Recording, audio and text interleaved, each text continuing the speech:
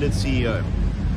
I can therefore confirm that earlier, a short while ago, I formally opened a criminal case against the suspended Chief Executive Officer of the Independent Development Trust, Mr. Borgo Malaka, and the IDT spokesperson, Mr. Pasha Magalan,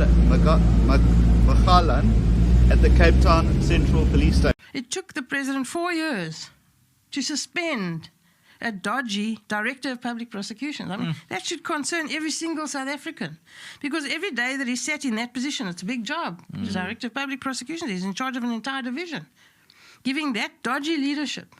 But Glynis, how do we fix it? How do we fix it? Well, the NPA is a top-down organisation. South Africans are about this. I've been very clear to the officials of the department that if it comes to light that you are involved in criminality, I will personally take you on. That is not something, that responsibility and leadership cannot be outsourced to anyone else. So I have... So it was a really an impossible task. You need to get rid of all the bad eggs. We know who they are. They must go. Get rid of them, whatever the cost. Get rid of them. And then you've got to rebuild. You've got to put a leadership structure in place that's prepared. It's a lot like the police, in my view. Police is a top-down structure as well. You need to have a top echelon of leadership whose integrity is beyond question, who are prepared to take the hard decisions and do the hard job. And be unpopular. Prosecuting is, not for sissies, and it's not a popularity contest. So you've got to take the hard decisions, do the hard job, regardless, and prosecute big names and make sure that you win. You can't afford to lose those cases. Hear about corruption. It's another thing to see it take place so blatantly and with a feeling of impunity. This stands in complete opposition to everything that I believe in and stand for as a minister. I briefed the board on my intended actions today and to understand what processes will unfold with regards to the disciplinary case against the suspended CEO. So you've got to make sure that the investigation is of a standard, that you have sufficient prima facie evidence to prove your case, and then you've got to go ahead and do it. And then you've got to find people who have the experience and the expertise to do it, which isn't easy. And there aren't many of them left. And the youngsters who are there have had no one to learn from.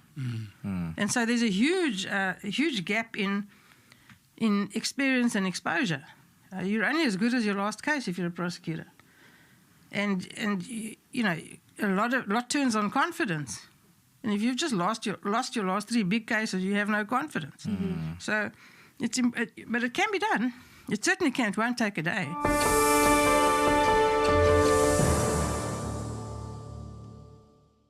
Will enable us to be able to pick up red flags where individuals are actually living beyond their means. But secondly, we also wanted to do lifestyle audit, which is an enhanced process beyond just vetting, as it were. And in this instance, that one is not provided in law, but it is something that is critical. So we then spoke to the Special Investigating Unit. We wanted to do the top 100 officials, meaning the entire management, including myself, to be lifestyle audited. But we got an amount of 9 million from SIU for us to be able to be vetted. And we couldn't do it because we don't have that money. So we're just waiting to get some money, then we'll activate it. We wanted to start it at the higher level and be able to take it down. The rest of the other interventions we've put together, for example, colleagues are now operating with body cams, meaning as they do the work, we are able to actually see what they're doing in terms of their interaction with travelers is both visual and audio.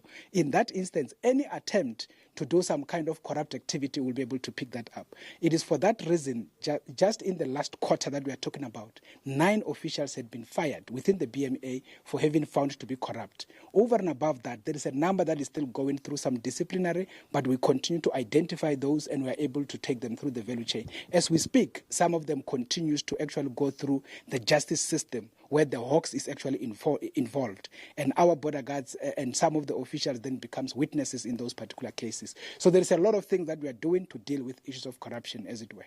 Dr.